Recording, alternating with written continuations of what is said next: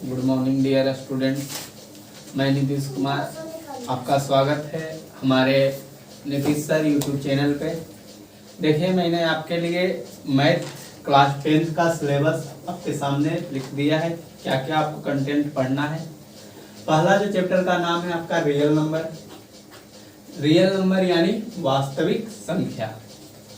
आपको दूसरा है आपका चैप्टर पॉलिनोमियल। पॉलिनोमियल यानी बहुपद।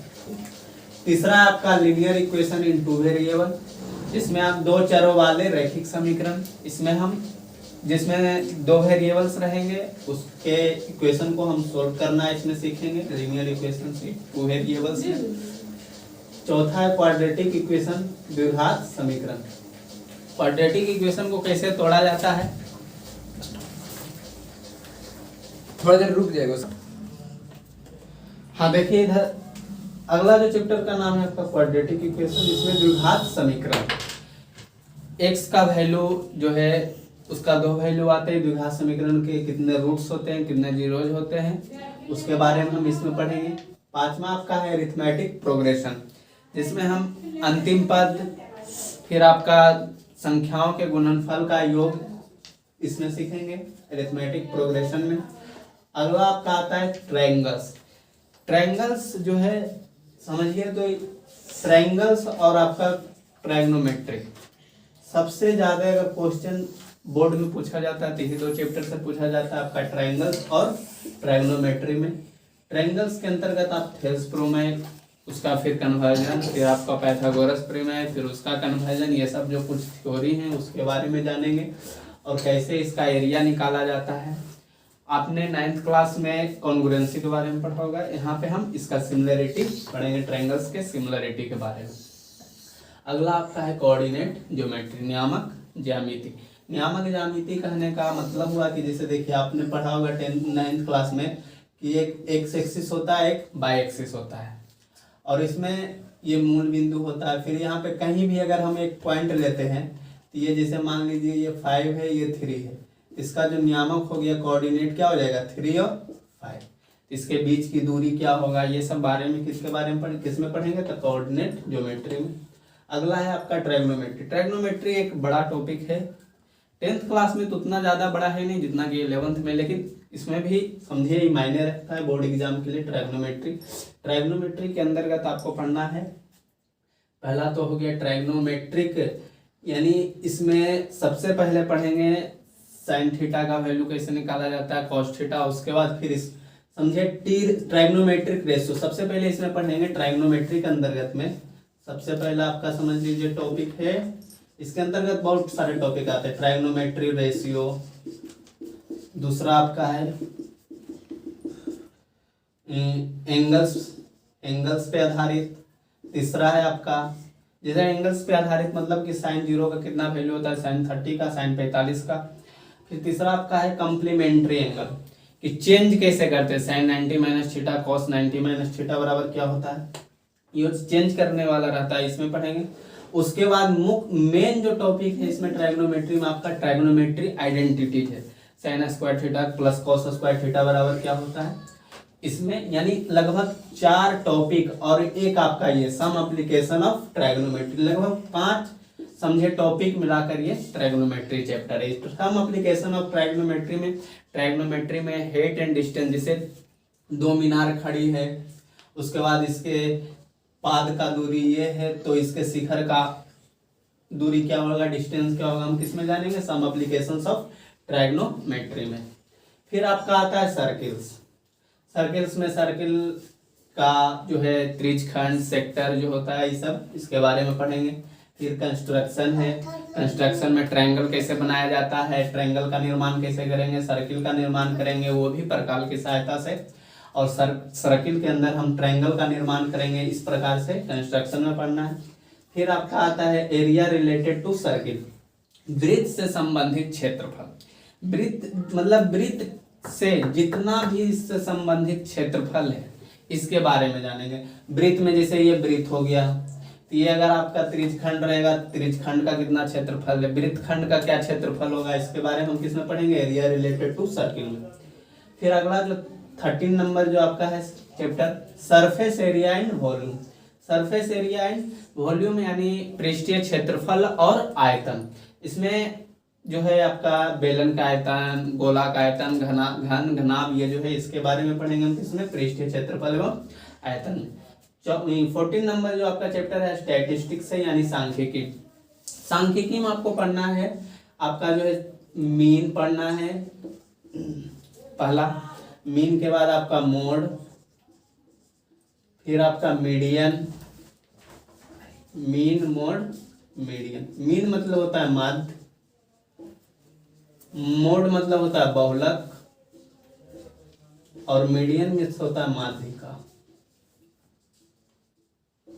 ये तीनों हम किसमें पढ़ेंगे, तो स्टैटिस्टिक्स में, सांख्यिकी में पढ़ेंगे, ठीक। और 15 नंबर जो आपका जो 15 नंबर चैप्टर आपका प्रोबेबिलिटी। प्रोबेबिलिटी यानी प्रायिकता। प्रायिकता कहने का अर्थ हुआ कि संभावना। जैसे कोई भी गेम होता है तो या तो इंसान को उसमें 60% चांस जीतने का रहता है, 40% या तो 90%, यानी एक प्रोबेबिलिटी रहता है, एक संभावना रहता है कि या तो हम जीत सकते हैं या तो फिर हार सकते हैं। ये दो चांस। जैसे एक सिक्का है, एक सिक्का को अगर उछलाइएगा तो दो ही चीज आ सकता है, या तो फिर हेड आ सकता है और नहीं तो फिर टेल आएगा। या तो आपका हेड आएगा और नहीं तो आपका क्या आएगा, टेल आएगा। यानी इसमें कितनी प्रोबेबिलिटी बन रही है, तो 2। यानी अगर किसी सिक्कों को उछालने पर, एक सिक्के को उछालने पर हमारी जो प्रोबेबिलिटी कितनी बनती है, तो 2 बनती है। इसी प्रकार से आप देखे होंगे ताश की गड्डी। ताश की गड्डी में कुल कितने पत्ते रहते हैं, तो 52 पत्ते। तो 52 पत्ते में अगर उसमें कहेगा कि इक्का आने की क्या प्रायिकता है, ईट आने की क्या प्रायिकता है, इस प्रकार से हम जो प्रोबेबिलिटी है, संभावना, हम किसमें पढ़ेंगे, प्रोबेबिलिटी में। ये हमारा जो है आपका सामने ये देखिए पहला जो होता है कि सिलेबस, भाई आप क्या पढ़ाइएगा इसके बारे में तो जानना जरूरी है, क्योंकि हम आपको क्या पढ़ा रहे हैं जब तक आप चैप्टर का नाम नहीं जानिएगा तो आपको भी पढ़ने में तो पता रहना चाहिए कि हमारे जो 10th का एग्जाम में आएगा कितना चैप्टर से। ये आपका पूरा सिलेबस जो है इस इन्हीं से पूछेगा, चाहे वो सीबीएसई बोर्ड रहे चाहे वो बिहार बोर्ड रहे, दोनों बोर्ड में आपका यहीं से पूछा जाएगा।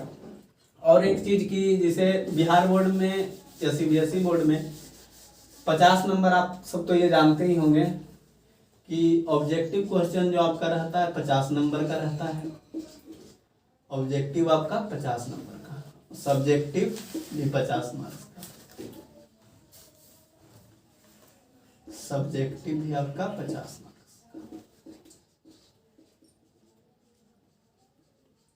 जिसमें सीबीएसई में आपको ऑब्जेक्टिव का पहले ही ले लिया जाता है एग्जाम, और उसके बाद कुछ समय के बाद फिर सब्जेक्टिव का लिया जाता है।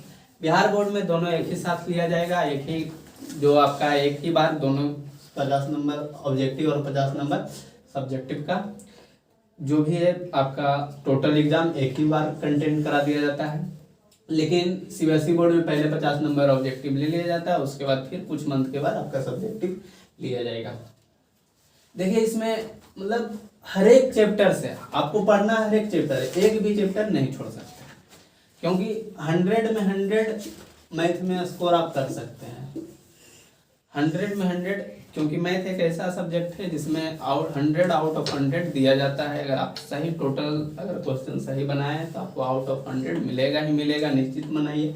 और इसके लिए हमें टोटल चैप्टर पढ़ना है, एक भी चैप्टर को हम छोड़ के नहीं भागेंगे। जो भी चैप्टर है एकदम सीरियल वाइज पढ़ेंगे। ये नहीं कि रियल नंबर पढ़ लिया तो कंस्ट्रक्शन पढ़ा रहे हैं फिर आपको लीनियर इक्वेशन, ये सब नहीं। आपको जो भी है पहले रियल नंबर, उसके बाद पॉलिनोमियल, फिर लीनियर इक्वेशन इनटू विद, जैसे जो चैप्टर है। और सारा का पीडीएफ आपको हमारे टेलीग्राम चैनल, पहला जो हम इंट्रोडक्शन वीडियो दिए थे उसमें हम टेलीग्राम चैनल का नाम लिख दिए थे। टेलीग्राम चैनल, टेलीग्राम का जो नाम है आपका नीतीश सर 95 ऑफिशियल, ये हमारे टेलीग्राम चैनल का। हम जो भी पीडीएफ रहेगा, जो भी नोट्स यहाँ का, जो भी पीडीएफ या नोट्स जो भी लिखाते हैं, आपको सारा कंटेंट कहाँ पे मिल जाएगा, हमारे Telegram channel Nitish sir 95 official पर। और हमारे यूट्यूब चैनल तो आप जान ही रहे हैं, नीतीश सर।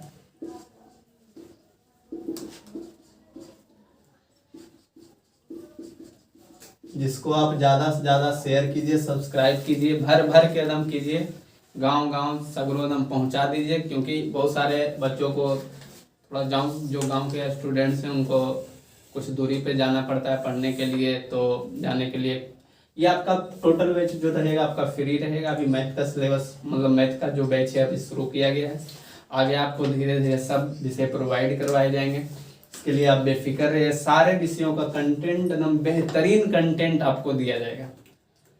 थैंक यू, आज के लिए इतना ही। कल से हम आपका जो है पहला चैप्टर रियल नंबर्स शुरू करेंगे। थैंक यू, धन्यवाद।